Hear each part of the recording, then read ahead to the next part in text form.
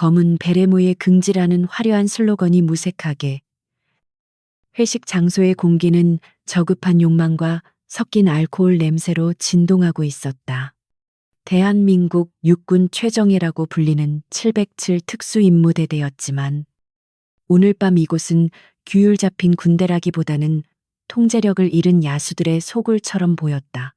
네온 사인이 번쩍이는 술집의 개인실 안에서는 고막을 찢을 듯한 노래방 반주 소리가 울려 퍼졌고 그 소음에 묻혀 이성이 마비되는 과정이 적나라하게 펼쳐지고 있었다.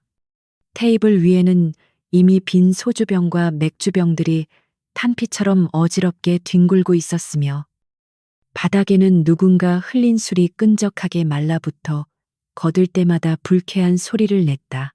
이하은 하사는 구석진 자리에 앉아 자신의 앞에 놓인 물잔을 바라보며 시간을 견디고 있었다. 갓 임관한 신임 부사관인 그녀에게 이런 자리는 전장의 포화속보다 더 견디기 힘든 고문과도 같았다. 그녀는 훈련소 시절부터 남성 동기들을 압도하는 체력과 사격 실력으로 괴물 신인이라 불렸지만 지금 이 순간만큼은 철저히 이방인 취급을 받고 있었다. 주변의 선임들은 그녀를 동료 군인으로 대하기보다는 삭막한 부대 생활에 던져진 희귀한 꽃처럼 여기며 곁눈질로 훔쳐보고 수군거릴 뿐이었다. 그녀의 굳게 담은 입술은 불만보다는 철저한 자기 통제를 의미했다. 이 소란스러운 광란의 중심에는 며칠 뒤 훈련 교관으로 정식 취임할 최달수 중령이 앉아 있었다. 그는 이미 한계치 이상으로 술을 마셔 얼굴이 검붉게 달아올라 있었고 평소에 날카롭던 눈빛은 탁하게 풀려 욕망만이 번들거리고 있었다. 그는 자신의 무용담을 과장 섞인 목소리로 떠벌리며 부하들의 아첨을 즐겼고 누군가 잔을 비우는 속도가 늦으면 가차없이 폭언을 퍼부었다. 그에게 있어 권력이란 부하들을 자신의 기분대로 조종할 수 있는 절대적인 도구였으며 오늘 밤은 그 권력을 마음껏 휘두르며 자신의 왕국을 확인하는 전야제와도 같았다. 최달수의 시선이 방안을 휘젓다가 구석에 조용히 앉아있는 이하은에게 꽂히자 방 안의 공기가 순식간에 무겁게 가라앉았다. 그는 비틀거리는 몸을 일으켜 술잔을 들고 그녀 쪽으로 다가왔는데 그 걸음걸이에는 포식자가 먹잇감을 발견했을 때의 음습한 기운이 서려 있었다. 주변의 다른 장교들은 최달수의 의도를 눈치챘음에도 불구하고 애써 외면하거나 서로의 눈치를 보며 비겁한 침묵을 선택했다. 그들에게는 정의감보다 당장 내일의 인사 고과를 쥐고 있는 권력자의 심기를 거스르지 않는 것이 훨씬 더 중요한 생존 전략이었기 때문이었다. 어이, 신입, 왜 그렇게 초상집에 온 사람처럼 앉아 있는 거야?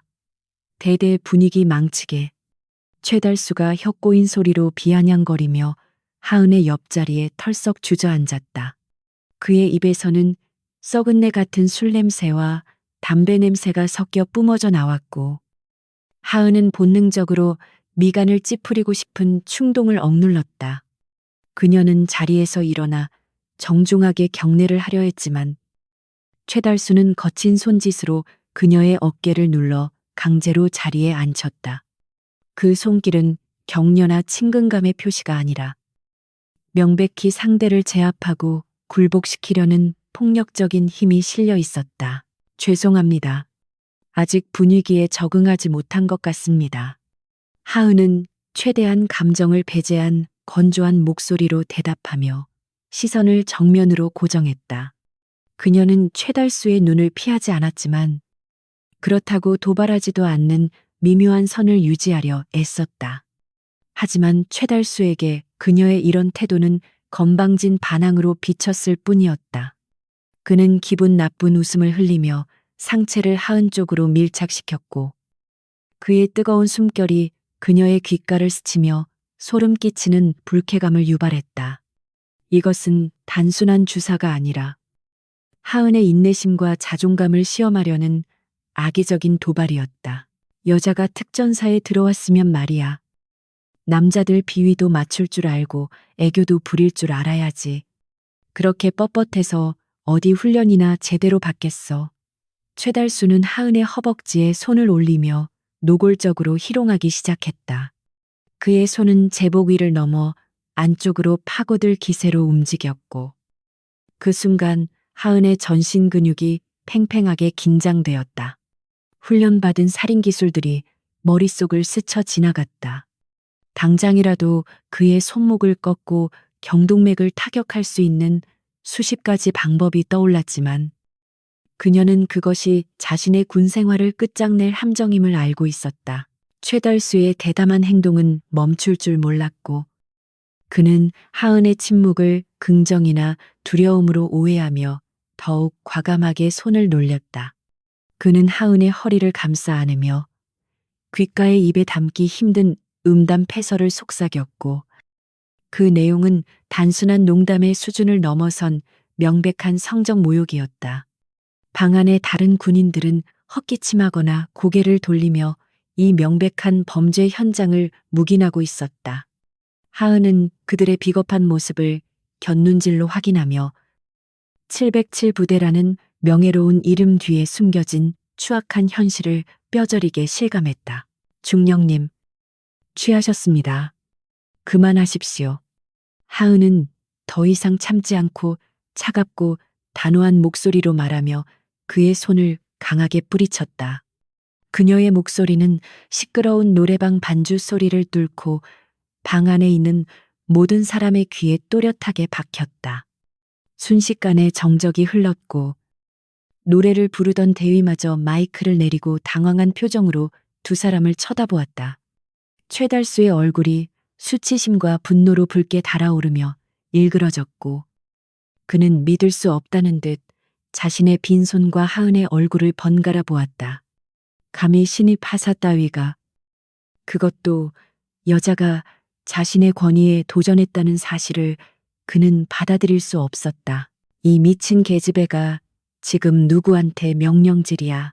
최달수가 고함을 지르며 자리에서 벌떡 일어났고 그 바람에 테이블 위의 술병들이 와장창 소리를 내며 바닥으로 쏟아졌다. 그는 분을 이기지 못해 하은의 멱살을 잡으려 했지만 하은은 날렵한 동작으로 반보 뒤로 물러나며 그의 손길을 피했다. 허공을 가른 최달수는 중심을 잃고 비틀거렸고 그 모습은 위험 있는 지휘관이 아니라 술에 절어 행패를 부리는 시정잡배와 다를 바 없었다. 주변의 부하들이 황급히 달려나와 그를 말리기 시작했지만 최달수의 눈은 이미 이성을 잃고 살기로 번들거렸다. 너 오늘 실수한 거야. 아주 큰 실수를 한 거라고. 내가 취임하는 날, 내 군 생활이 얼마나 비참해질 수 있는지 똑똑히 보여주마. 최달수는 부하들에게 붙들린 채로 악을 쓰며 저주에 가까운 폭언을 쏟아냈다. 그의 말은 단순한 위협이 아니라 자신의 지위를 이용해 하은을 철저히 파괴하겠다는 선전포고였다. 하지만 하은은 두려움에 떠는 대신 마치 죽은 사람을 바라보는 듯한 서늘한 눈빛으로 그를 응시했다. 그녀의 머릿속에는 이미 공포 대신 냉철한 계산이 돌아가고 있었다. 그는 자신의 권력이 영원할 것이라 믿겠지만 하은은 그 믿음이 얼마나 허망한지 증명할 준비가 되어 있었다. 하은은 흐트러진 제복을 단정하게 정리하고 소란스러운 현장을 향해 절도 있는 거수경례를 올렸다. 먼저 들어가 보겠습니다. 충성. 그녀의 목소리에는 한 점의 흔들림도 없었고 그 당당한 태도는 오히려 최달수를 더욱 비참하고 초라하게 만들었다. 그녀는 뒤도 돌아보지 않고 방문을 열고 나갔다. 문이 닫히는 순간까지도 최달수의 욕설이 등 뒤를 따라왔지만 하은에게 그것은 패배자의 단말마처럼 들릴 뿐이었다. 그녀는 복도를 걸어가며 주먹을 꽉 쥐었다. 손톱이 손바닥을 파고드는 고통이 현실 감각을 일깨워 주었다. 차가운 밤 공기가 뺨에 닿자 하은은 비로소 깊은 숨을 내쉬었다. 그녀는 주머니에서 소형 녹음기를 꺼내어 작동을 멈췄다. 붉게 깜빡이던 녹음 표시등이 꺼지면서 방금 전 일어난 모든 추악한 대화와 상황이 디지털 파일로 저장되었다. 그녀는 떨리는 손으로 파일을 안전한 클라우드 서버에 백업했다. 이것은 단순한 방어 수단이 아니었다. 그것은 부패한 권력의 심장을 겨누는 날카로운 칼날이 될 것이었다. 그녀는 밤하늘을 올려다보며 오늘 밤의 모욕을 눈물이 아닌 복수의 연료로 삼겠다고 다짐했다. 부대로 복귀하는 택시 안에서 하은은 창밖으로 스쳐 지나가는 서울의 야경을 바라보았다. 화려한 불빛들이 마치 그녀를 조롱하는 것 같았지만 그녀의 눈동자는 그 어느 때보다 차갑게 빛나고 있었다. 최달수의 취임식은 며칠 남지 않았다. 그날은 그가 가장 영광스러운 자리에 오르는 날이 되겠지만 동시에 하은이 준비한 무대가 막을 올리는 날이기도 했다. 그녀는 스마트폰을 꺼내어 암호화된 메신저 앱을 실행했다. 그리고 신뢰할 수 있는 단 한 사람에게 짧은 메시지를 전송했다. 작전을 시작합니다. 목표는 최달수 중령입니다. 새벽의 차가운 공기가 707 특임대대의 연병장을 감싸고 있었지만 이하은 하사의 마음속에 불고 있는 한파에 비할 바는 아니었다. 어젯밤의 사건은 이미 부대 내에 악성 바이러스처럼 퍼져나가 사실과는 전혀 다른 기괴한 소문으로 변질되어 있었다. 누군가는 그녀가 승진을 위해 고의로 최달수 중령을 유혹했다고 수군거렸고 또 다른 누군가는 그녀가 술에 취해 상관에게 난동을 부렸다고 매도했다. 진실은 권력을 쥔 자들의 입맛대로 난도질 당해 쓰레기통에 처박혔고 하은은 하루아침에 부대의 명예를 더럽힌 문제아로 낙인 찍혀 고립무원의 처지가 되었다. 최달수 중령은 숙취로 지끈거리는 머리를 감싸 쥐며 집무실 의자에 깊숙이 파묻혀 있었지만 그의 표정에는 일말의 반성도 없었다. 그는 자신의 행동을 후회하기는커녕 감히 자신의 권위에 도전한 새파란 신입에게 본때를 보여주겠다는 오기로 가득 차 있었다. 그는 아침 일찍부터 자신의 사관학교 동기들과 부대 내의 정보통들에게 전화를 돌려 어젯밤의 일을 철저히 입막음하고 하은을 압박할 준비를 마쳤다. 그에게 있어 군대는 국가를 지키는 조직이 아니라 자신의 안위를 위해 언제든 움직여주는 거대한 사조직이나 다름없었다. 오전 일과가 시작되기도 전에 하은은 행정반을 통해 비공식적인 호출을 받았다. 호출 장소는 감찰실이나 지휘관실이 아닌 부대 구석에 위치한 낡은 창고형 회의실이었다. 그곳으로 향하는 복도에서 마주친 동료들은 마치 전염병 환자를 피하듯 하은의 시선을 외면하거나 황급히 자리를 피했다. 어제까지만 해도 함께 땀 흘리며 훈련하던 전우들이었지만 최달수라는 거대한 권력 앞에서는 그들 역시 자신의 안위를 걱정하는 나약한 인간일 뿐이었다. 하은은 그들의 비겁함을 비난하지 않았지만 가슴 한구석이 서늘하게 식어가는 것을 느꼈다. 회의실 문을 열고 들어서자 매캐한 담배 연기와 함께 최달수의 최측근으로 알려진 박소령이 다리를 꼬고 앉아 있었다. 그는 하은이 들어오자마자 인사도 받지 않은 채 서류 뭉치를 테이블 위에 거칠게 던졌다. 그것은 정식 징계 서류가 아니라 하은이 자발적으로 부대 이동을 요청하거나 전역을 신청한다는 내용이 담긴 각서였다. 박소령은 비열한 미소를 지으며 이것이 하은을 위해 베푸는 마지막 자비인 양 위선적인 태도로 그녀를 회유하기 시작했다. 이하사, 군대라는 곳이 원래 좀 거칠고 투박한 곳 아니가. 어제 중령님이 취해서 좀 과격하게 장난치신 걸 가지고 그렇게 정색하면 사회생활 못해. 박소령의 말은 전형적인 가스라이팅이었다. 그는 명백한 성추행을 단순한 장난이나 친밀감의 표현으로 격화시키며 피해자인 하은을 예민하고 융통성 없는 사람으로 몰아세웠다. 그의 논리에 따르면 문제를 일으킨 것은 가해자가 아니라 그 부당함을 참지 못하고 목소리를 낸 하은이었다. 하은은 테이블 위에 놓인 각서를 바라보며 침묵을 지켰다.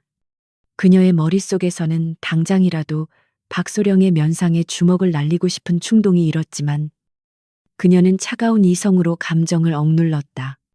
지금 여기서 폭발하는 것은 최달수가 파놓은 함정에 제 발로 걸어 들어가는 꼴이었다. 그녀는 짐짓 겁에 질린 듯 어깨를 움츠리며 고개를 숙였고 떨리는 목소리로 대답했다. 제가 너무 과민하게 반응했던 것 같습니다. 죄송합니다. 그것은 살기 위한 거짓말이자 적을 방심하게 만들기 위한 위장이었다. 그 순간 회의실 안쪽 문이 열리며 최달수 중령이 모습을 드러냈다. 그는 말끔하게 다림질된 제복을 입고 있었지만 그 속에 감춰진 탐욕스러운 본성은 옷으로도 가려지지 않았다. 그는 하은이 굴복하는 모습을 보며 만족스러운 듯 입꼬리를 비틀어 올렸다. 그는 하은의 턱을 거칠게 들어 올리며 그녀의 눈을 똑바로 응시했다. 그래, 이제야 좀 말이 통하는군. 네가 주제를 알고 기어준다면 나도 굳이 네 인생을 망치고 싶지는 않아. 최달수는 하은의 귓가에 대고 낮게 으르렁거렸다. 하지만 기억해라. 내 취임식 날까지 쥐 죽은 듯이 있어.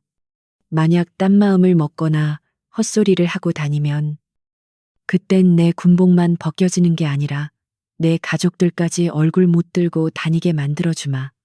그것은 단순한 경고가 아니라 자신의 거미줄에 걸린 먹잇감을 향한 포식자의 잔인한 선고였다. 하은은 치밀어 오르는 구토감을 참으며 필사적으로 고개를 끄덕였다. 그녀의 연기에 속아 넘어간 최달수는 승리감에 도취되어 방심하고 있었다.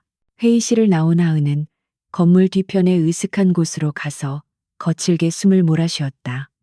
모욕감과 분노로 온몸이 사시나무처럼 떨렸지만 그녀의 눈빛만은 그 어느 때보다 선명하게 불타오르고 있었다. 최달수는 그녀가 공포에 질려 굴복했다고 믿겠지만 사실 그녀는 그의 방심을 유도하고 시간을 벌기 위해 자존심을 굽힌 것이었다. 그녀는 주머니 속에 숨겨두었던 소형 녹음기를 다시 한번 확인했다. 박소령의 회유와 최달수의 협박.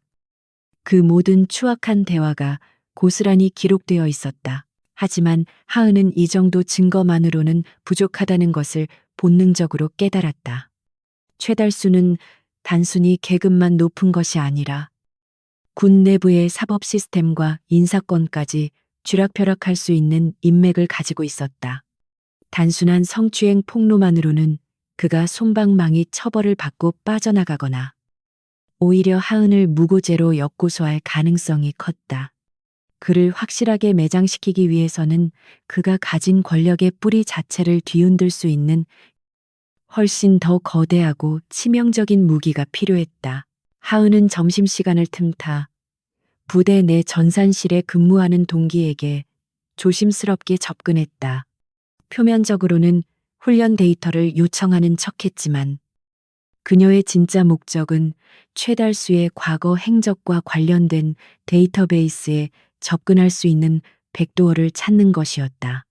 707 부대의 특성상 보안 등급이 높아 접근이 쉽지 않았지만 하은은 정보 작전 훈련에서 습득한 해킹 기술을 활용해 방화벽의 미세한 틈을 파고들기 시작했다. 이것은 발각되는 즉시 영창행이 확정되는 위험한 도박이었다. 데이터의 바다를 헤매던 하은은 최달수가 과거 군수물자 도입 사업에 관여했을 때의 수상한 자금 흐름을 포착했다. 훈련용 장비 납품 업체 선정 과정에서 특정 업체에 특혜를 주고 거액의 리베이트를 챙긴 정황이 희미하게 남아 있었다. 비록 결정적인 물증은 삭제되어 있었지만 남아있는 로그 파일들은 최달수가 단순한 성범죄자가 아니라 국가 예산을 갉아먹는 기생충임을 암시하고 있었다. 하은의 직감은 이것이 최달수의 숨통을 끊을 수 있는 아킬레스건임을 확신했다. 오후 훈련 시간. 하은은 사격장에 서서 표적지를 향해 방아쇠를 당겼다. 총성이 울릴 때마다 최달수의 얼굴이 표적지와 겹쳐 보였고 그녀의 탄환은 정확히 표적의 미간을 꿰뚫었다. 주변의 동료들은 그녀의 살기등등한 사격 실력에 기가 질려 거리를 두었지만 하은은 그들의 시선 따위는 신경 쓰지 않았다. 지금 그녀에게 필요한 것은 위로가 아니라 목표물을 놓치지 않는 냉철한 집중력과 흔들리지 않는 손가락뿐이었다. 그녀는 스스로를 무기로 단련시키고 있었다. 해가 지고 어둠이 깔리자 하은은 최달수의 관사에 잠입할 계획을 세웠다. 그의 개인 컴퓨터나 서재의 횡령과 관련된 결정적인 증거가 남아있을 가능성이 높았다. 물론 장교 관사에 무단으로 침입하는 것은 군법 폐위감이었지만 합법적인 방법으로는 거대한 악을 상대할 수 없다는 것을 깨달은 이상 그녀에게 망설임은 사치였다. 그녀는 검은색 트레이닝복으로 갈아입고 야간 투시경과 만능키가 포함된 개인 장비 세트를 챙겼다. 그녀의 움직임은 어둠 속에 녹아드는 그림자처럼 은밀했다. 관사 주변에는 CCTV와 경비병들이 배치되어 있었지만 특수부대원인 하은에게 그 정도의 보안은 뚫린 구멍이나 다름없었다. 그녀는 사각지대를 이용해 경비병들의 시선을 피하고 능숙한 솜씨로 CCTV의 회로를 일시적으로 마비시켰다. 심장이 터질 듯이 뛰었지만 호흡은 기이할 정도로 차분했다. 그녀는 최달수가 회식이나 접대 자리에 참석하느라 집을 비우는 패턴을 미리 파악해 두었다. 지금 이 시간 그는 또 다른 희생양을 찾거나 더러운 뒷거래를 하고 있을 것이 분명했다. 창문을 통해 거실로 침입한 하은은 펜라이트를 입에 물고 서재를 뒤지기 시작했다. 예상대로 금고가 있었지만 최신형 생체 인식 잠금 장치가 되어 있어 당장 열 수는 없었다. 하지만 책상 서랍 깊숙한 곳에서 이중장부가 적힌 낡은 수첩과 USB 메모리 하나를 발견할 수 있었다. 수첩에는 날짜와 금액, 그리고 뇌물을 상납한 것으로 추정되는 고위 장성들의 이니셜이 적혀 있었다. 이것은 단순한 비리 장부가 아니라 군 전체를 뒤흔들 수 있는 핵폭탄급 명단이었다. 그때 현관 쪽에서 도어록이 해제되는 소리가 들렸다. 예상보다 훨씬 일찍 최달수가 귀가한 것이었다. 하은은 재빨리 수첩과 USB를 챙겨 창문 밖으로 몸을 날렸고 간발의 차이로 거실에 불이 켜졌다. 그녀는 2층 높이에서 뛰어내려 덤불숲으로 굴렀지만 고통을 느낄 새도 없이 어둠 속으로 질주했다. 등 뒤에서 최달수가 무언가 이상함을 느끼고 창문을 여는 소리가 들렸지만 하은은 이미 어둠과 하나가 되어 사라진 뒤였다. 안전한 곳으로 피신한 하은은 획득한 증거물들을 가슴에 품고 거친 숨을 내쉬었다. 손에 쥔 수첩의 차가운 질감이 그녀의 심장 박동과 공명하며 뜨겁게 달아올랐다. 최달수는 자신이 하은을 완전히 제압했다고 생각하며 승리의 축배를 들고 있겠지만 사실 그는 자신의 목을 조를 밧줄을 하은의 손에 쥐어준 셈이었다. 이제 전세는 역전되었다. 사냥감이었던 하은이 사냥꾼이 되었고 포식자였던 최달수는 자신이 타겟이 된 줄도 모르는 멍청한 짐승이 되었다. 하은은 밤하늘을 올려다보며 차가운 미소를 지었다. 최달수의 취임식은 이제 단순한 행사가 아니라 그의 화려한 장례식이 될 것이었다.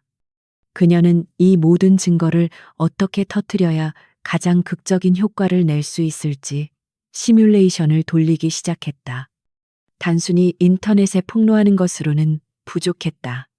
그가 가장 높이 올라갔을 때 가장 많은 사람들이 지켜보는 앞에서 그를 바닥으로 끌어내려야 했다. 그래야만 다시는 이런 괴물이 태어나지 않을 테니까. 복수의 서막은 이제 막 올랐을 뿐이었다. 어둠이 짙게 깔린 부대 밖의 낡은 PC방. 구석진 흡연석에서 이하은 하사는 모니터 화면을 뚫어지게 응시하고 있었다.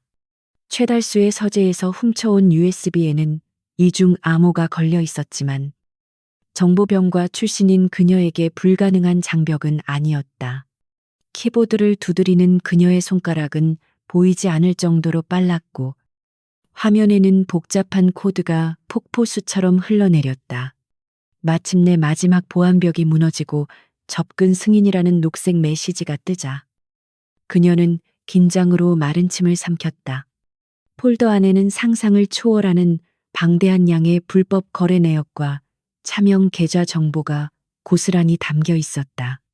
이것은 단순한 개인의 비리를 넘어 군 수뇌부 일부가 연루된 거대한 부패의 사슬이었다. 파일들을 하나씩 열어보던 하은의 눈동자가 분노로 일렁이기 시작했다. 그 중에는 지난 훈련 도중 발생했던 수류탄, 오발 사고와 관련된 내부 보고서도 포함되어 있었다.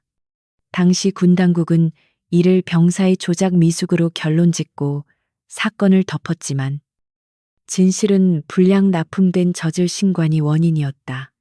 최달수는 불량 부품을 납품하는 업체로부터 거액의 리베이트를 챙기고 그 대가로 결함 사실을 묵인했던 것이다. 그 사고로 한 젊은 병사는 오른손을 잃고 불명예 전역을 해야 했다. 하은은 주먹을 꽉 쥐었다. 이것은 더 이상 자신의 명예 회복을 위한 싸움이 아니라 억울하게 희생된 전우들을 위한 피해 복수전이 되어야만 했다. 하은은 이 거대한 악과 싸우기 위해서는 자신만의 힘으로는 역부족임을 깨달았다. 확실한 타격을 주기 위해서는 데이터뿐만 아니라 최달수의 악행을 직접 증언해 줄 살아있는 증인이 필요했다. 그녀의 머릿속에 떠오른 인물은 바로 수류탄 사고의 피해자이자 지금은 군을 떠나 정비소에서 일하고 있는 강민호 예비역 병장이었다. 그는 사고 이후 군에 대한 배신감과 트라우마로 세상을 등지고 살고 있다는 소문이 돌았다. 하은은 데이터를 안전한 서버에 분산 저장한 뒤 모자를 깊게 눌러쓰고 새벽 어둠 속으로 몸을 숨겼다. 그녀의 발걸음은 망설임 없이 강민호가 일한다는 외곽의 정비소로 향했다. 서울 변두리의 허름한 카센터에는 기름때 묻은 작업복을 입은 강민호가 묵묵히 폐타이어를 정리하고 있었다. 한때 특전사를 꿈꾸던 건장한 청년은 이제 의수를 낀 오른손을 어색하게 움직이며 하루하루를 버티고 있었다. 하은이 조심스럽게 다가가 인사를 건네자 그는 경계심 가득한 눈빛으로 그녀를 쏘아보았다. 군대라는 조직에 대한 혐오감이 그의 전신에서 뿜어져 나오고 있었다. 하은은 섣불리 동정심을 보이지 않고 담담하게 자신이 찾아온 이유와 확보한 증거에 대해 이야기했다. 그녀의 말 한마디 한마디는 강민호의 가슴 속에 묻어두었던 분노의 불씨를 다시 지피는 부직갱이와 같았다. 그래서 나보고 뭘 어쩌라는 겁니까? 이제 와서 계란으로 바위치기라도 하자는 겁니까? 강민호는 거칠게 스패너를 바닥에 던지며 소리쳤다. 그의 목소리에는 깊은 절망과 패배감이 섞여 있었다. 그는 이미 한 번 거대한 권력에 의해 짓밟힌 경험이 있기에 다시는 그 진흙탕 싸움에 휘말리고 싶지 않아 했다. 하은은 그의 분노를 이해한다는 듯 고개를 끄덕이며 최달수의 비리 장부가 담긴 태블릿 화면을 그에게 내밀었다.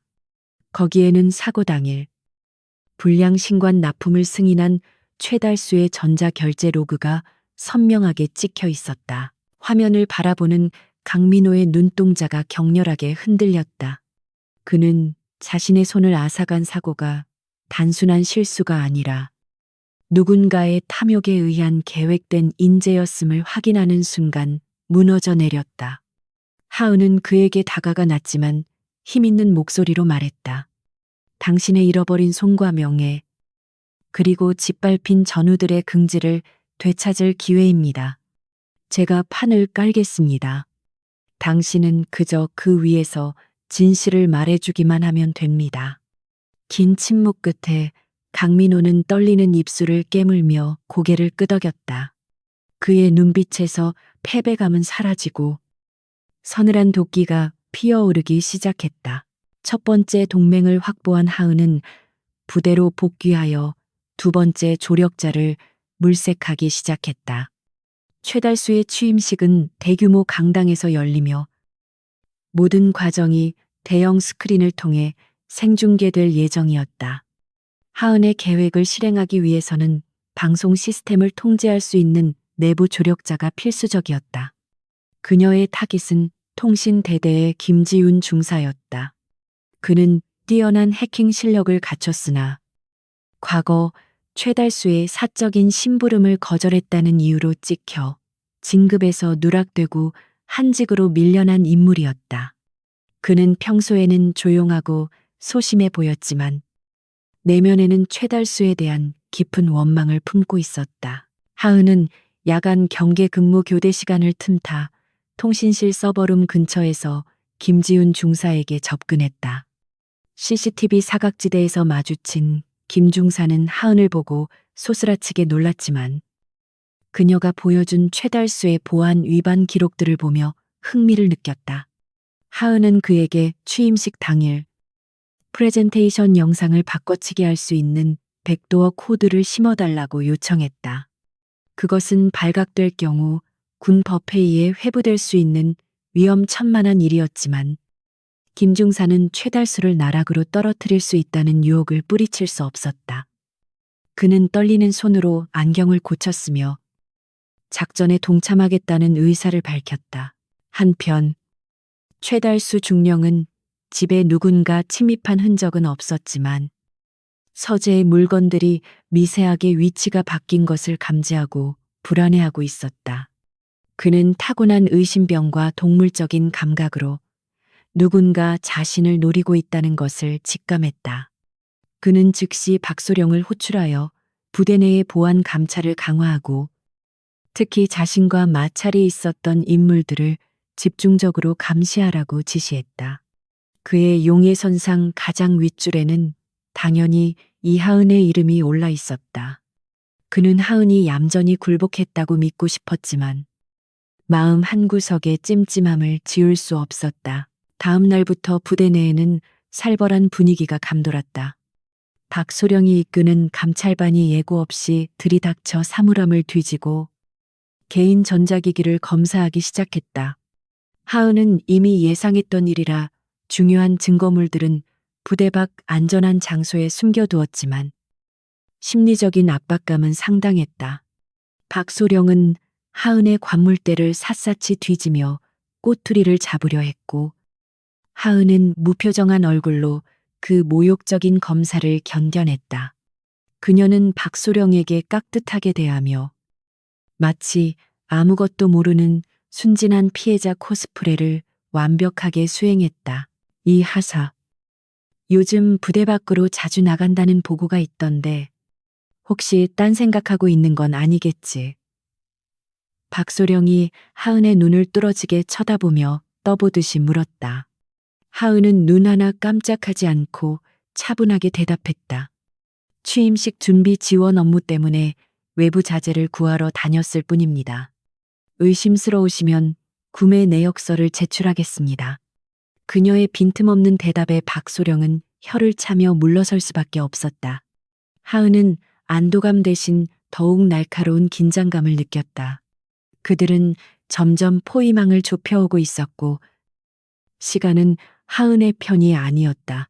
하은은 작전의 성공을 위해 더욱 치밀하게 움직여야 했다. 그녀는 김지훈 중사와 암호화된 메시지로 소통하며 취임식 당일의 시나리오를 점검했다. 김 중사는 메인 서버에 접속하여 행사 진행용 스크립트를 분석했고 최달수의 연설이 절정에 달하는 순간 영상을 바꿔치기 할 타이밍을 계산했다. 강민호 예비역 병장은 하은이 제공한 정보를 바탕으로 군 수사기관에 제출할 진정서를 작성하고 언론에 제보할 타이밍을 조율하고 있었다. 각자의 위치에서 톱니바퀴들이 맞물려 돌아가기 시작했다. 취임식이 이틀 앞으로 다가온 날 밤. 최달수는 자신의 권력을 과시하기 위해 주요 보직 간부들을 모아 비공식 만찬을 열었다. 그 자리에는 군납 비리에 연루된 방위산업체 임원들도 참석해 있었다. 하은은 서빙 지원을 자처하여 그 자리에 잠입하는 데 성공했다. 그녀는 제복 대신 단정한 정장을 입고 음식을 나르며 그들의 대화에 귀를 기울였다. 술이 들어가자 그들의 입은 가벼워졌고 이번 취임식이 끝나면 더 큰 규모의 사업을 진행하자는 모의가 오갔다. 하은의 소형 녹음기는 주머니 속에서 쉴 새 없이 돌아가고 있었다. 그때 만찬장에 있던 한 임원이 하은의 얼굴을 유심히 보더니 최달수에게 물었다. 어이, 최중령. 저 여군 어디서 많이 본 것 같은데 지난번에 자네가 말했던 그 당돌한 신입 아닌가? 최달수의 시선이 번개처럼 하은에게 꽂혔다. 순간 하은의 심장이 덜컥 내려앉았지만 그녀는 당황하지 않고 미소를 지으며 와인잔을 채웠다. 잘못 보셨습니다. 저는 오늘 지원 나온 행정병입니다. 최달수는 술 기운 때문인지 아니면 하은의 완벽한 연기 때문인지 고개를 갸웃거리며 의심을 거두었다. 그래 하긴 그년이 여기 있을 리가 없지. 내 눈앞에 띄면 죽여버린다고 했으니까. 위기를 넘긴 하은은 화장실로 피신해 거울 속에 비친 자신의 얼굴을 바라보았다. 창백하지만 결의에 찬 눈동자가 그녀를 마주 보고 있었다. 그녀는 지금 호랑이 굴 한가운데 들어와 있었고 한 번의 실수도 용납되지 않는 외줄타기를 하고 있었다. 하지만 두려움보다는 묘한 흥분감이 그녀를 감쌌다. 저 거만하고 탐욕스러운 자들이 며칠 뒤면 바닥으로 추락하여 비명을 지를 것을 상상하니 피가 끓어오르는 것 같았다. 그녀는 찬물로 세수하고 다시 전장으로 복귀했다. 취임식 전날 밤 하은과 그녀의 비밀 동맹들은 마지막 점검을 위해 부대 근처의 폐창고에 모였다. 강민호, 김지훈, 그리고 하은. 전혀 어울리지 않을 것 같은 세 사람은 정의라는 하나의 목표로 묶여 있었다. 그들은 각자 준비한 자료와 계획을 공유하며 빈틈을 메웠다. 김지훈이 해킹한 서버 접속 코드를 하은에게 건네주었고 강민호는 언론사 기자와의 접촉이 완료되었음을 알렸다. 모든 준비는 끝났다. 이제 방아쇠를 당기는 일만 남았다. 하은은 동료들을 바라보며 굳은 표정으로 말했다. 내일은 단순히 최달수 한 명을 잡는 날이 아닙니다. 썩어 빠진 군대의 환부를 도려내고 우리가 흘린 피와 땀의 가치를 증명하는 날입니다. 실패하면 우리는 군사법정에 서게 되겠지만 성공하면 역사가 우리를 기억할 것입니다. 그녀의 비장한 말에 두 남자는 말없이 고개를 끄덕였다. 그들의 눈빛은 더 이상 피해자의 그것이 아니었다. 그들은 내일 세상을 뒤집어 놓을 혁명군이었다. 새벽이 밝아오고 있었다. 폭풍전야의 고요함이 세상을 덮고 있었지만 그 고요함 속에는 거대한 에너지가 응축되어 있었다. 하은은 창밖으로 떠오르는 붉은 태양을 바라보며 다짐했다. 오늘 흘리는 태양빛이 최달수에게는 마지막 영광의 빛이 될 것이고 자신들에게는 새로운 시작을 알리는 신호탄이 될 것이라고. 그녀는 전투화를 단단히 끈으로 묶었다. 이제 무대로 나갈 시간이었다. 사냥꾼의 눈은 목표물을 향해 고정되었고 화살은 시위를 떠날 준비를 마쳤다. 취임식을 하루 앞둔 707 특임대대 강당은 거대한 태풍이 몰아치기 전이 고요함처럼 팽팽한 긴장감에 휩싸여 있었다. 수십 명의 병사들이 동원되어 붉은 카펫을 깔고 단상을 정비하느라 분주하게 움직였고 천장에는 거대한 현수막이 내걸렸다. 내일이면 이곳은 군수뇌부와 정계 인사들이 가득 차게 될 것이며 그 중심에는 최달수 중령이 서게 될 것이었다. 그는 마치 개선장군이라도 된 양 뒷짐을 지고 현장을 감독하며 작업 중인 병사들에게 사소한 먼지 하나까지 지적하는 꼼꼼함을 보였다. 하지만 그의 이러한 철저함은 오로지 겉보기에 치중된 허례허식일 뿐, 정작 자신의 발밑이 무너져 내리고 있다는 사실은 까맣게 모르고 있었다. 최달수는 자신의 완벽한 승리를 확신하기 위해 마지막으로 박소령을 호출했다. 그는 집무실 소파에 깊숙이 몸을 기대며 이하은 하사의 동태에 대해 물었다. 며칠간의 감시와 압박이 효과가 있었는지, 그녀가 쥐 죽은 듯 조용히 지내고 있다는 보고를 듣고 싶었던 것이다. 박소령은 회심의 미소를 지으며 안주머니에서 구겨진 종이 한 장을 꺼내 최달수 앞에 내려놓았다. 그것은 하은이 쓰레기통에 버린 것을 감찰반이 수거해 온 것으로 전역 지원서의 초안처럼 보이는 메모였다. 거기에는 군 생활에 적응하지 못해 죄송하다는 나약한 문구들이 적혀 있었다. 종이를 읽어 내려가는 최달수의 입꼬리가 비열하게 말려 올라갔다. 그는 하은이 결국 자신의 권력 앞에 무릎을 꿇고 도망칠 준비를 하고 있다고 확신했다. 역시 계집애들은 조금만 겁을 주면 알아서 기어나간다니까. 제 아무리 독한 척해도 결국은 온실 속의 화초일 뿐이지. 최달수는 껄껄 웃으며 종이를 구겨 쓰레기통에 던져버렸다. 이 가짜 증거는 하은이 파놓은 치밀한 심리적 함정이었다. 그녀는 최달수가 자신의 패배를 확신하게 만듦으로써 그가 보안 시스템에 대한 경계를 늦추도록 유도한 것이었다. 그리고 그 작전은 적중했다. 승리에 도취된 최달수는 보안 담당관이 제기한 네트워크 점검 요청을 묵살해버렸다. 담당관은 최근 서버 접속 기록에 미세한 이상 징후가 포착되었다며 정밀 검사를 건의했지만 최달수는 그것을 단순한 기계적 오류로 치부했다. 내일이 취임식인데 재수없게 무슨 정밀 검사야. 방송 장비나 제대로 돌아가는지 확인해. 내 연설 도중에 마이크라도 꺼지면 그땐 내 옷을 벗길 줄 알아. 그는 자신의 영광스러운 순간을 방해하는 모든 요소를 짜증스럽게 여겼고, 이러한 안일함은 결국 치명적인 실책이 되어 돌아오게 될 것이었다. 그 시각, 이하은은 김지훈 중사와 함께 강당 방송실에 잠입해 있었다.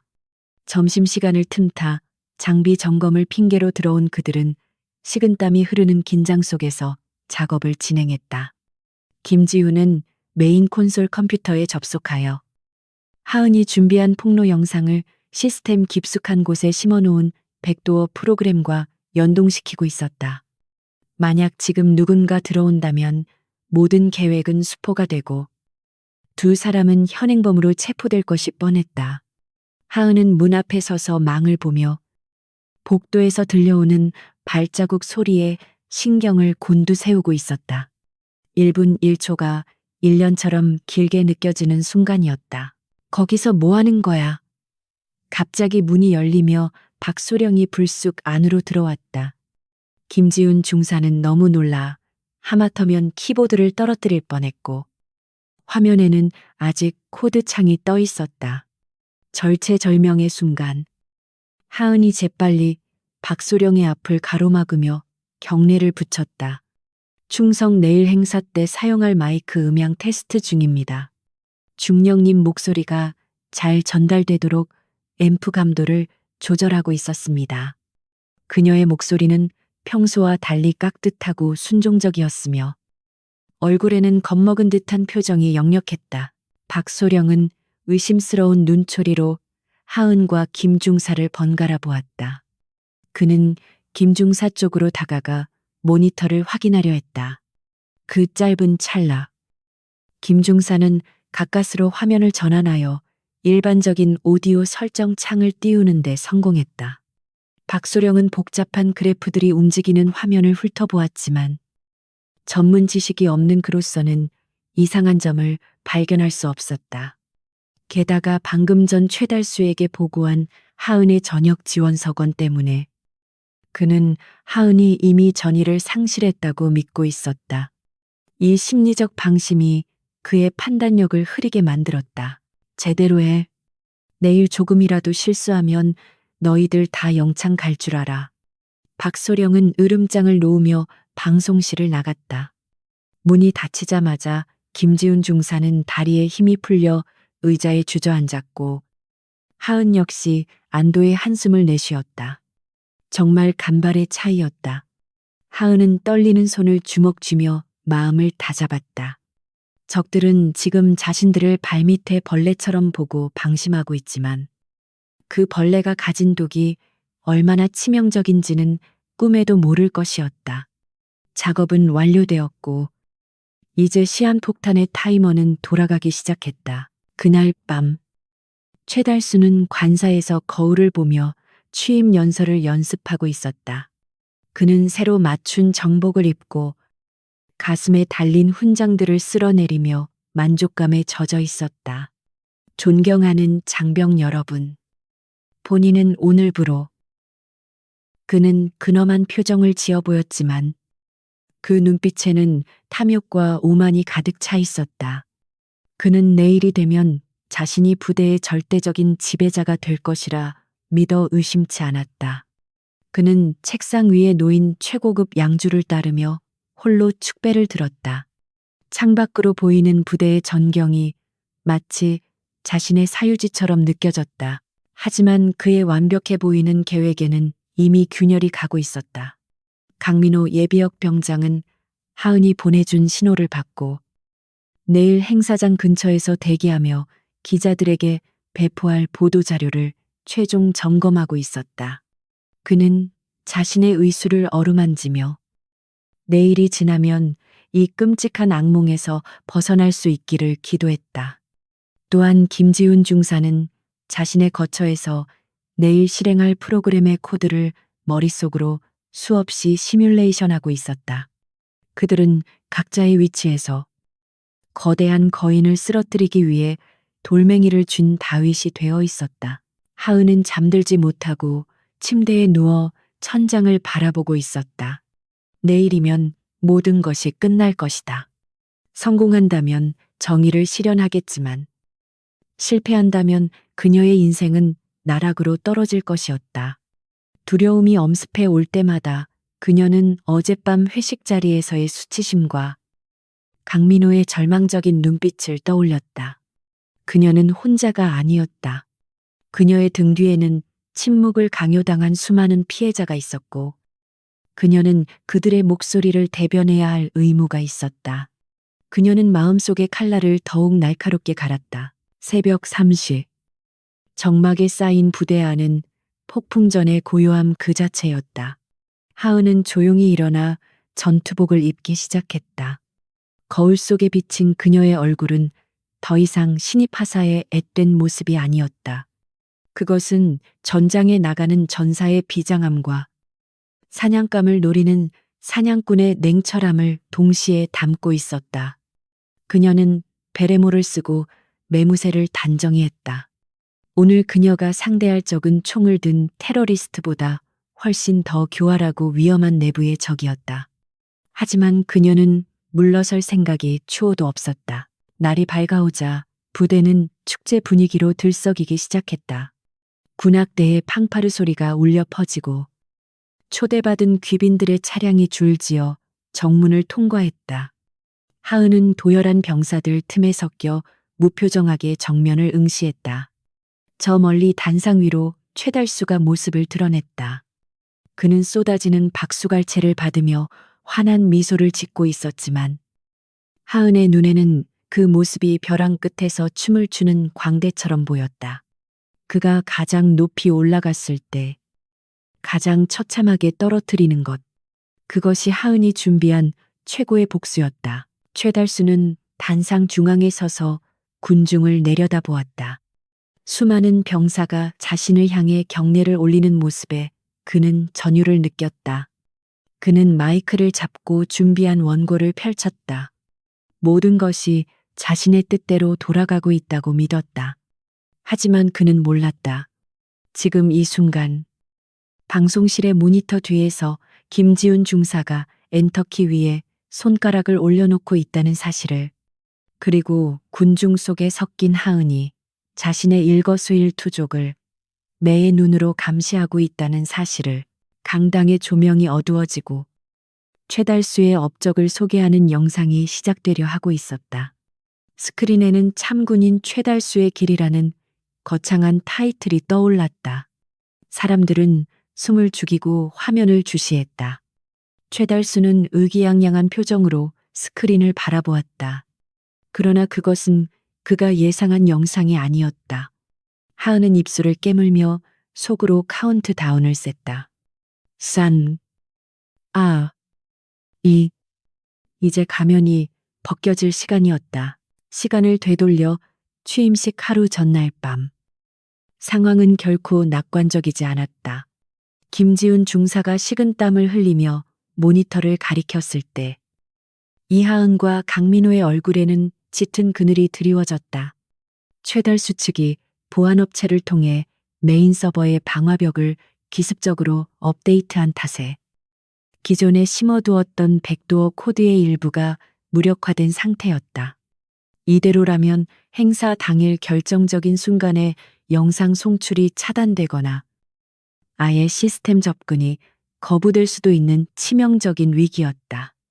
김 중사는 떨리는 손으로 키보드를 두드렸지만 소프트웨어적인 방법만으로는 뚫을 수 없는 물리적 보안키가 필요하다는 절망적인 결론을 내릴 수밖에 없었다. 방법이 아예 없는 건 아닙니다. 서버실 내부에 있는 메인 단자에 직접 접속해서 하드웨어 락을 해제하면 됩니다. 김 중사의 제안은 사실상 자살 행위나 다름없었다. 취임식을 앞두고 서버실은 평소보다 2배 이상의 경비 병력이 배치되어 있었고 CCTV 감시는 사각지대를 찾기 힘들 정도로 촘촘했다.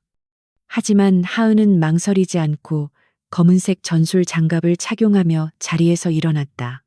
그녀는 이것이 마지막 관문임을 직감했고 이 위험을 감수하지 않고서는 그 어떤 정의도 실현될 수 없다는 것을 뼈저리게 알고 있었다. 그녀의 눈빛은 공포를 넘어선 비장함으로 빛나고 있었다. 같은 시각 최달수 중령은 부대 인근의 고급 요정에서 비밀 회동을 갖고 있었다.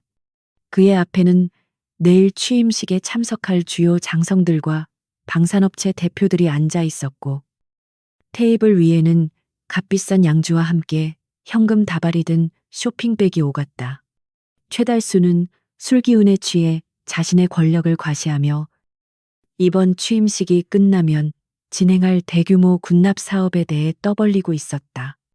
그는 자신이 법 위에 군림하는 존재라고 착각하고 있었으며 이 자리에 있는 모두가 자신의 공범이자 보호막이 되어줄 것이라 굳게 믿고 있었다.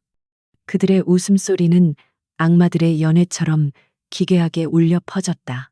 그 맹랑한 여군 하사 말이야. 요즘 아주 조용하더군. 내가 겁을 좀 줬더니 쥐새끼처럼 숨어버렸어. 최달수가 킬킬거리며 하은에 대한 이야기를 꺼내자 좌중에서 비릿한 웃음이 터져 나왔다. 그는 하은을 성적 대상화하며 모욕적인 언사를 서슴지 않았고 자신이 저지른 범죄를 마치 무용담인 양 포장했다.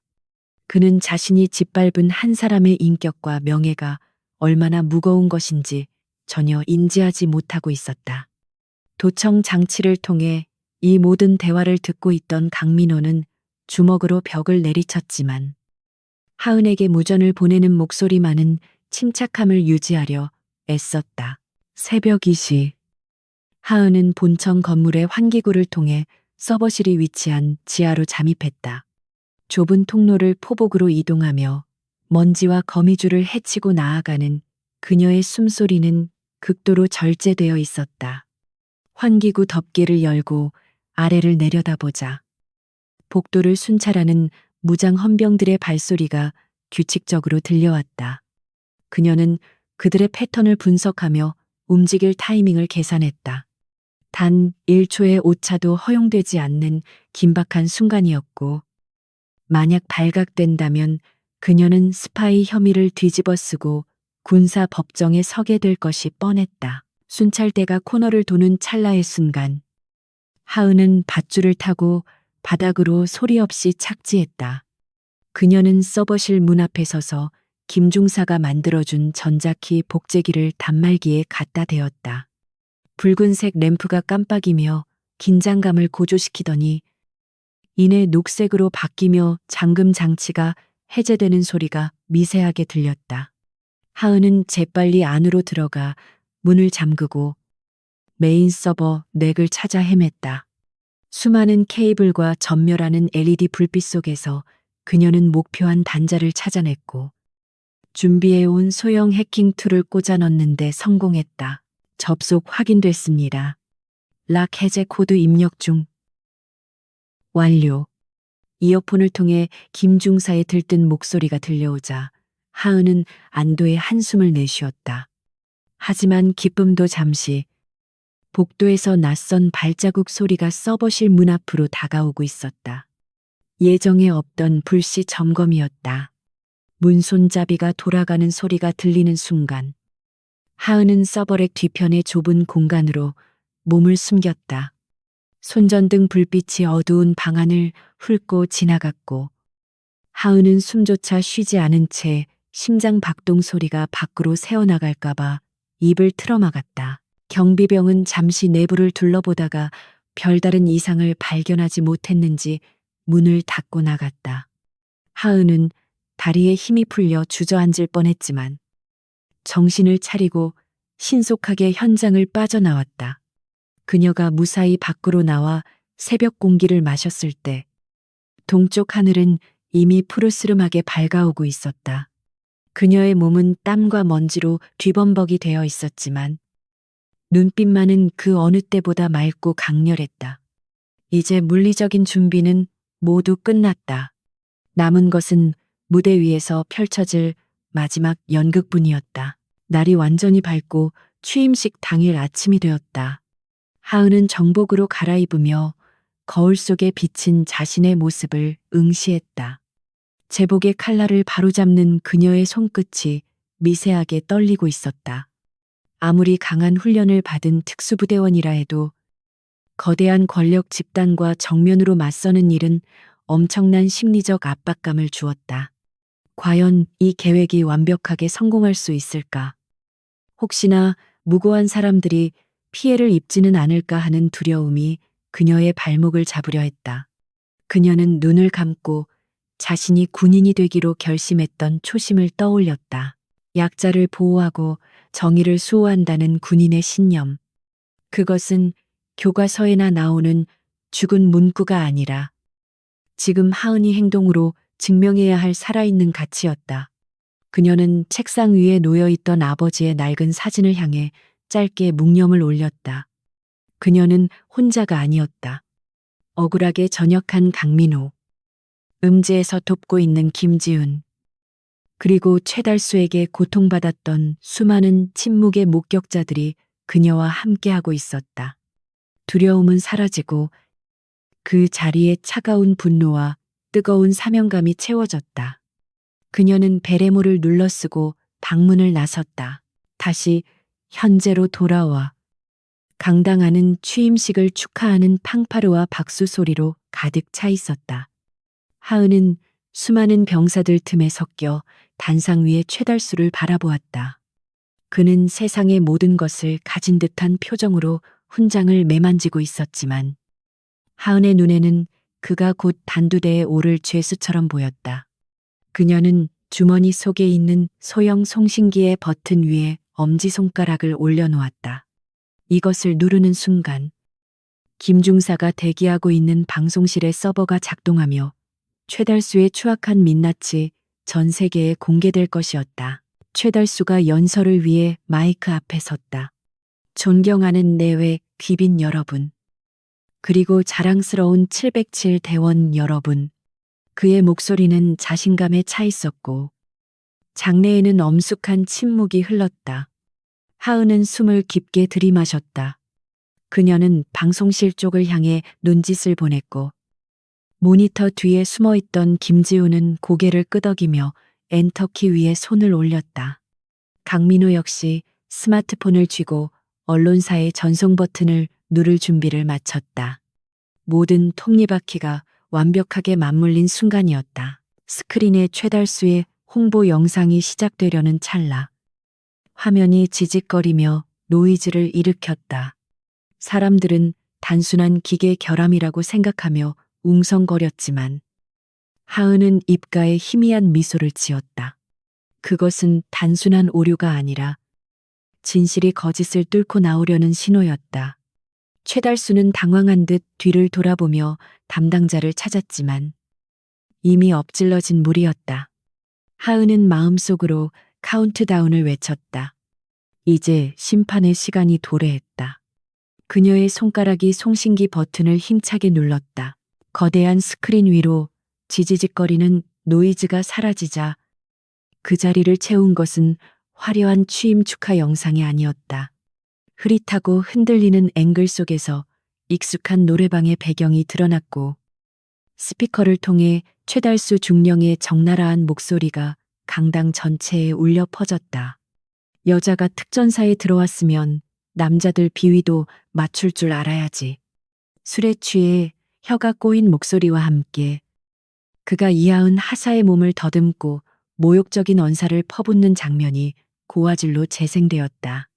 장내를 가득 메우던 박수 소리는 순식간에 끊겼고 수백 명의 참석자들은 숨을 죽인 채 믿을 수 없는 광경을 목격하며 경악했다. 단상 위에 서 있던 최달수의 얼굴이 백지장처럼 하얗게 질리더니 이내 붉게 달아올랐다. 그는 당황하여 뒤를 돌아보며 스크린을 가리키려 했지만 영상은 멈추지 않고 계속되었다. 이번에는 장면이 바뀌어 고급 요정에서의 밀담이 흘러나왔다.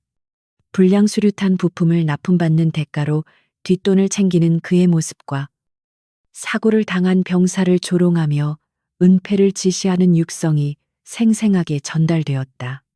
그것은 단순한 성비위 사건을 넘어 군인의 본분을 망각하고 부하들의 목숨을 팔아넘긴 매국노의 행위나 다름없었다.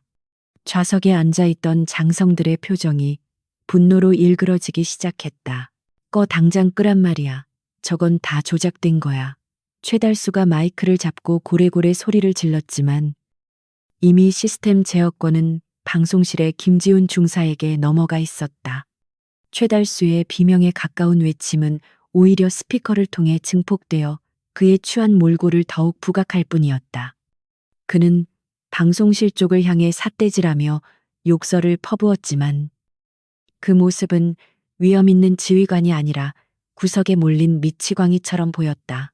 단상 아래에 도열해 있던 병사들 사이에서도 동요가 일어났다. 그들이 존경하고 따라야 할 상관의 실체가 저토록 저열했다는 사실에 배신감과 혐오감이 들불처럼 번져나갔다. 혼란의 도가니 속에서 이하은 하사가 천천히 자리에서 일어나 중앙 통로로 걸어 나왔다. 그녀의 발걸음에는 한치의 망설임도 없었고 주변의 시선이 그녀에게 집중되었다.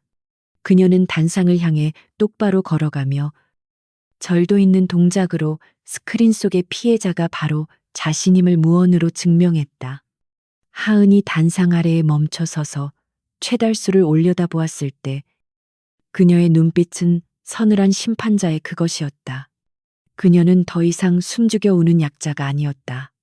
그녀는 진실이라는 가장 강력한 무기를 들고 거인을 쓰러뜨린 다윗이었다. 같은 시각, 객석 곳곳에서 스마트폰 알림음이 요란하게 울리기 시작했다. 강민호가 배포한 보도자료가 속보로 뜨기 시작한 것이다. 707 특임대대 지휘관, 성추행 및 방산 비리 의혹, 불량 수류탄 사고의 진실이라는 자극적인 헤드라인이 포털 사이트 메인을 장식했다. 기자들이 앉아있던 구역에서는 플래시가 터지기 시작했고 그들은 단상 위에 최달수를 향해 질문을 쏟아내기보다는 이 역사적인 추락의 순간을 카메라에 담기에 바빴다. 최달수는 사방에서 조여오는 압박감에 다리가 풀려 단상 위로 주저앉고 말았다. 맨 앞줄에 앉아있던 육군 참모총장이 자리에서 벌떡 일어났다. 그의 얼굴은 참을 수 없는 분노로 붉게 상기되어 있었다. 그는 옆에 대기하고 있던 헌병대장에게 짧고 단호한 손짓을 보냈다. 이것은 더 이상 내부 감찰로 끝날 문제가 아니었다. 군의 명예를 송두리째 뒤흔든 중대 범죄였다. 중무장한 헌병들이 들이닥쳐 단상 위로 뛰어 올라갔다. 그들은 최달수를 보호하기 위해서가 아니라 그를 현행범으로 체포하기 위해 움직이고 있었다. 최달수는 다가오는 헌병들을 보고 뒷걸음질 쳤지만 이미 도망칠 곳은 없었다. 이거나 내가 누군지 알아. 이건 음모야. 저 계집애가 꾸민 짓이라고. 최달수는 헌병들에게 팔이 꺾인 채로 발버둥 치며 악을 썼다. 그의 화려한 정복은 구겨지고 가슴에 달려있던 훈장들이 바닥으로 떨어져 뒹굴었다. 그가 평생을 바쳐 쌓아 올린 권력의 탑이 무너지는 소리는 비참하고 초라했다. 하은은 그 모습을 차가운 눈으로 지켜보았다. 그가 내뱉는 저주와 변명은 공허한 메아리가 되어 사라졌다. 강당을 가득 채운 수많은 군인은 침묵 속에서 그 추악한 최후를 목격하며 정의가 실현되는 순간의 전율을 느꼈다. 헌병들에게 끌려 내려오던 최달수가 하은의 앞을 지나게 되었다. 그는 도끼 어린 눈으로 하은을 노려보며 무어라 소리치려 했지만 헌병에 의해 입이 막혔다. 하은은 그와 눈을 마주쳤지만 피하지 않았다. 그녀는 입술을 굳게 다문 채 그에게 완벽한 경례를 올렸다. 그것은 상관에 대한 예우가 아니라 패배자에 대한 승리자의 마지막 작별 인사였다. 최달수의 눈동자가 격렬하게 흔들리더니 이내 절망으로 빛을 잃었다. 그는 짐짝처럼 질질 끌려 행사장 밖으로 사라졌다. 최달수가 사라진 후에도 강당 안의 충격은 쉽게 가라앉지 않았다. 사회자가 당황하여 행사를 중단한다는 방송을 내보냈지만 아무도 자리에서 일어나려 하지 않았다. 그들은 중앙 통로에 홀로 서 있는 하은을 주시했다. 누군가 작게 박수를 치기 시작했다. 그 소리는 점차 커져 거대한 파도가 되어 강당을 뒤흔들었다. 그것은 단순히 하은에 대한 응원이 아니라 오랫동안 억눌려왔던 부조리에 대한 저항과 용기에 보내는 찬사였다. 하은은 쏟아지는 박수 속에서 비로소 긴장이 풀리는 것을 느꼈다. 다리가 후들거렸지만 그녀는 쓰러지지 않고 꼿꼿이 서 있었다. 그녀의 귓가에 이어폰을 통해 김지훈 중사의 울먹이는 목소리가 들려왔다. 해냈습니다. 하사님, 우리가 이겼어요. 하은은 눈물이 고인 눈으로 천장을 올려다보았다. 아버지, 그리고 강민호 병장의 잃어버린 손.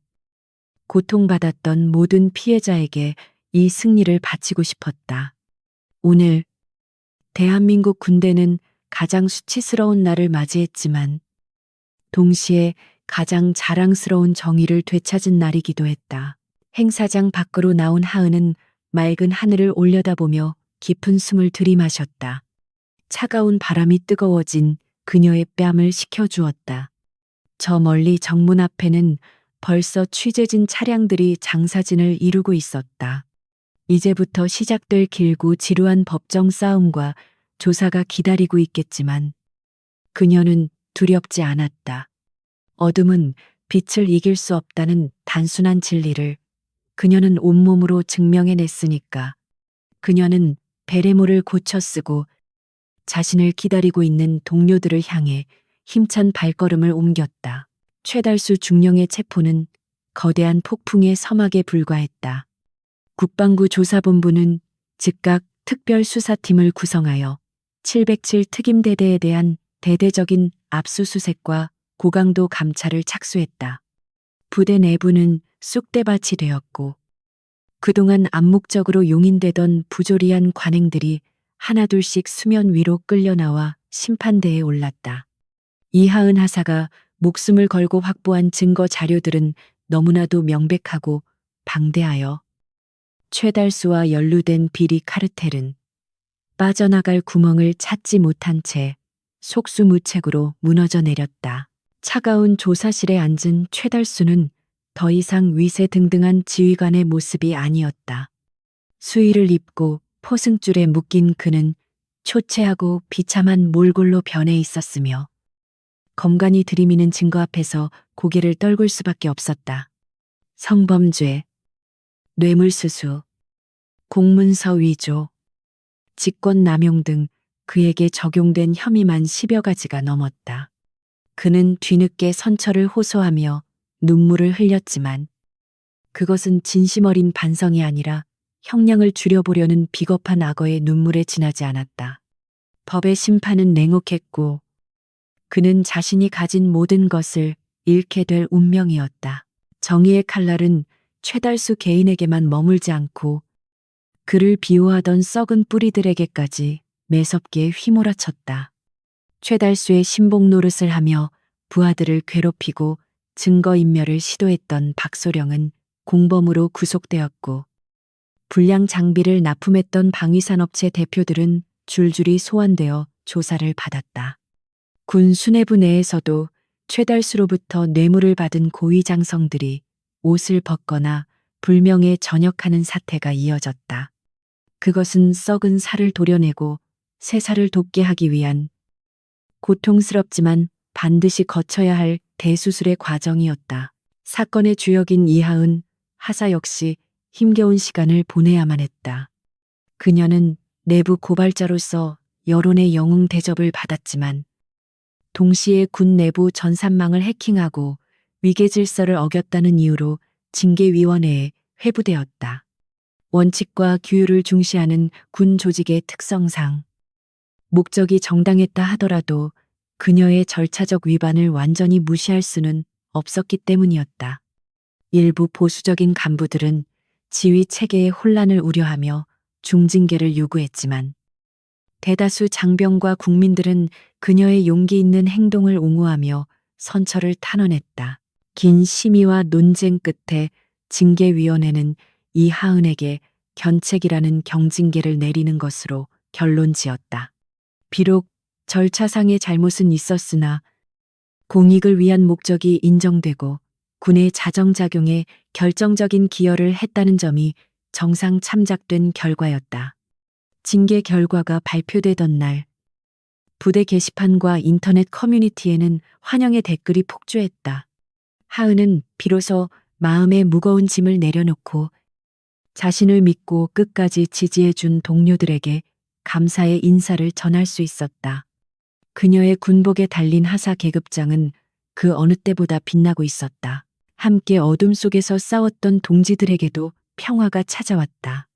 강민호 예비역 병장은 재심을 통해 수류탄 사고가 본인의 과실이 아닌 장비 결함 때문이었음을 공식적으로 인정받았고 국가로부터 정당한 배상과 명예 회복을 약속받았다. 그는 더 이상 세상을 원망하지 않고 잃어버린 웃음을 되찾으며 새로운 꿈을 향해 나아갈 용기를 얻었다. 김지훈 중사 역시 뛰어난 정보전 실력을 인정받아 사이버 사령부로 보직을 옮기게 되었으며 그곳에서 자신의 재능을 국가 안보를 위해 올바르게 사용할 기회를 얻게 되었다. 계절이 바뀌고 부대에는 다시 일상의 평온함이 찾아왔다. 하지만 예전과는 분명히 다른 맑은 공기가 흐르고 있었다. 강제적인 회식 문화나 부당한 지시는 자취를 감췄고 장병들은 서로를 존중하며 본연의 임무인 훈련에만 집중할 수 있는 건강한 환경이 조성되었다. 최달수가 남긴 오욕의 흔적은 깨끗이 씻겨 나갔고 707 특임대대는 진정한 최정예 부대라는 명성을 되찾아가고 있었다. 이 모든 긍정적인 변화의 중심에는 침묵을 깨고 용기를 낸 한 여군의 결단이 있었다.